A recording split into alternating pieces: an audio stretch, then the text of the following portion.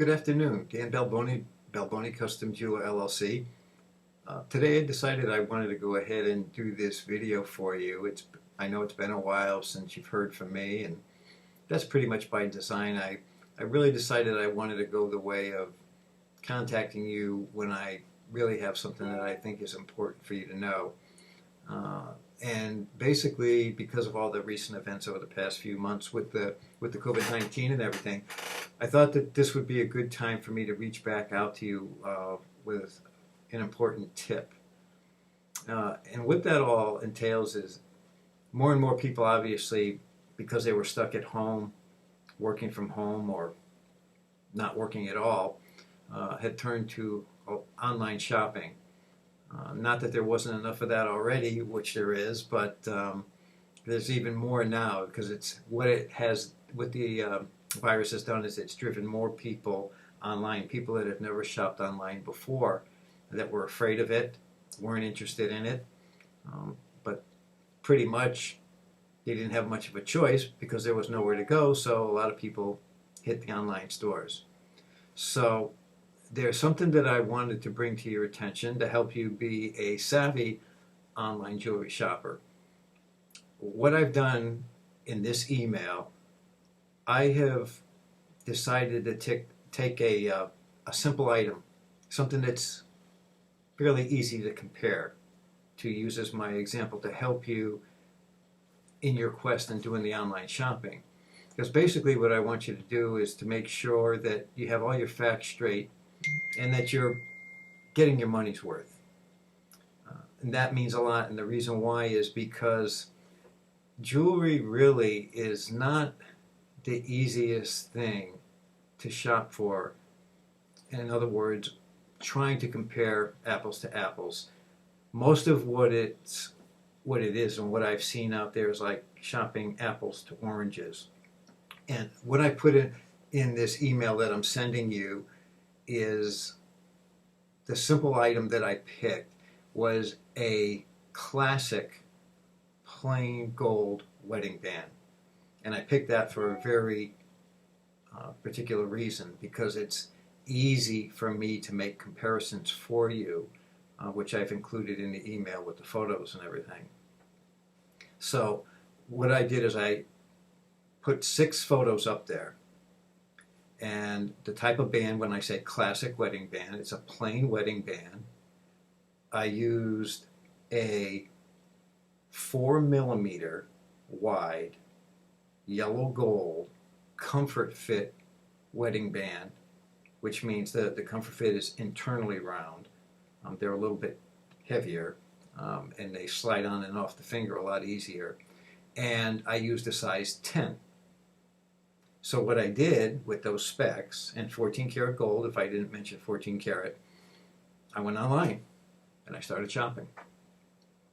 And so I took out 6 examples. I put the photos in. The photos all look very similar, and they would be even if you went to a brick and mortar store to compare the rings. But here's the thing, when you look at what I wrote, the list that I put in there for you, the description of each of the rings, you're going to find some very noticeable differences. What ends up happening when you shop online is a lot of times you don't get all the details, all the real specs on it that really are going to help you make an intelligent decision in order to compare prices.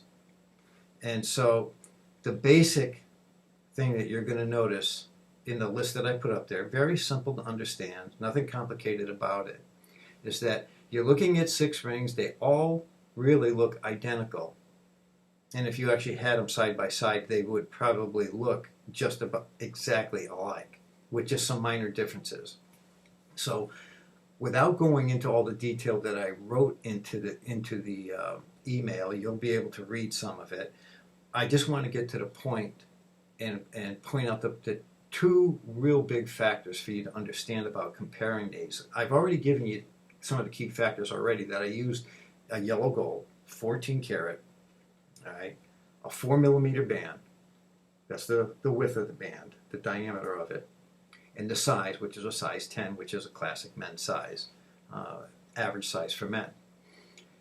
I did all of that so that I could make it very easy to do the comparison shopping.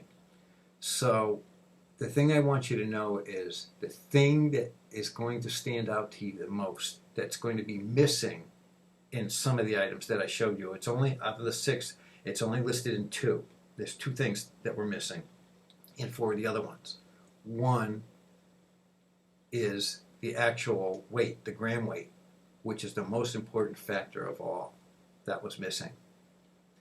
And you're going to notice that in the pricing. The other part that is very important also is what's going to help determine what that gram weight is, since you know the weight. I apologize for that. You know the width of the ring and you know the size of the ring. But the other factor that's missing is the thickness of the metal. So you'll notice all of these in the comparisons in what I put out there in the email. The thickness really, since all the other parts are equal, is the determining factor in what the overall weight of the ring is going to be. So you're going to see the prices that I've listed there. These are actual prices that I listed. Actual prices. You're going to see differences in that. But in order for you to determine which one is the best price, take that dollar amount, divide it by the gram weight. And you're going to see for yourself which one actually is the best price. This is what you need to know when you're shopping online. Now, this is for whether it's plain gold or if you're comparing sterling silver to sterling silver, platinum with platinum, similar items. These things are very important. And the same thing also, by the way, if you were saying you were shopping for gold chain, same thing. If you're looking at, let's just say, a classic box chain, for example, and you were looking for a particular length, so you already know the length, all right?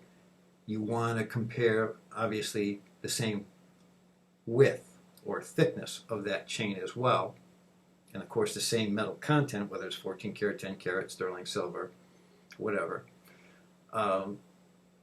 Then on top of that, you're going to want to know what that gram weight is, very important. And also on the chain, even though I wasn't using this example, one of the things that will also make a difference in the price, what you want to look for, is what that clasp is. Is it a spring ring clasp or is it a lobster claw clasp?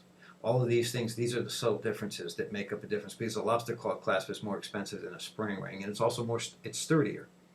So anyway, these are the things that I put together in this video and in this email that I wanted to bring to your attention, because I'm sure some of you do online shopping. Maybe some of you are new to it and you haven't done it before, you were afraid of doing it before, but you got forced into it, so to speak, because of COVID-19. So I just wanted to pass this tip along to you. I put all my contact information in there. Anytime you have any questions, you can email me, you can call me, you can even text me. It doesn't matter to me how you want to contact me. Just let me know who you are if you're going to text me, if I haven't heard from you before. But all these things are important. And just so you know, too, also, and like I said, I just did a random sampling. I just went out there and put in my specs into Google and just went down the list and started pulling up some of these different shops and everything to get these prices. And of those 6, by the way, one of them is mine. I'm not going to tell you which one it is. But anyway, yeah, and the other thing to keep in mind also is just remember one thing when it comes to this sort of thing. First of all, nobody, and I don't care who it is, I don't care what store it is, I don't care if it's a big box store, I don't care who it is. Nobody ever has the lowest price on everything, okay? And just remember too that there are some people, because at any given time, anybody, if they really want to make a sale, they can beat anybody's price. And I can do the same thing. Anybody can do that if you want to just take the sale away from somebody. I don't believe in that kind of stuff anyway. I just price my stuff fairly to begin with. But the thing to remember is that it's okay to shop online. It's okay to do something like that. Know the reputation of who you're dealing with. And there really isn't anything that's really ever going to take the place of the brick and mortar store, because the fact is that you have face-to-face contact with somebody, hopefully that you're going to deal with somebody that has a trusted reputation, somebody that knows what they're doing, somebody that can back it all up with the education, the training, the years of experience. All of these things are very important. And also, I know from myself, and I can speak directly about myself in my business ever since I had my business. The one thing that I can honestly say to you is the fact that what I like about and why I put my business here in Newington. Yes, I grew up here and everything, but one of the reasons why I decided to come here, and because when I originally did my search, I didn't start in Newington. I looked all over central Connecticut before I decided on Newington. When I first originally got started back in 2003. But the reason why I came here and decided to bring it back to this town is because of the people here, and even in the surrounding communities, because I'm finding that a lot of people that do come to me, they want to shop small, so to speak, with the new lingo, shop small. They want to deal with somebody that's local, somebody that they feel that they can trust. And the reception that I have gotten since I restarted my business has just been phenomenal, because the people that are coming in here, they don't care about the big glitzy jewelry store, because they get the one-on-one attention from me. But even if you don't buy something from me, if you have a question about anything at all, if you're going to shop for something, whether it's in another brick and mortar store, whether you're going to do it online, and you're not sure of yourself, please give me a call, send me an email. Don't be afraid to ask me. I'll tell you anyway, even if you don't end up doing business with me. I've helped a lot of people, given a lot of advice to people that have never bought anything from me. And I'm always going to be that way, as long as I'm in business and as long as I do that. So that's my tip for today. And if you like this video and you like the email and you do want me to do them more often, please feel free. Let me know.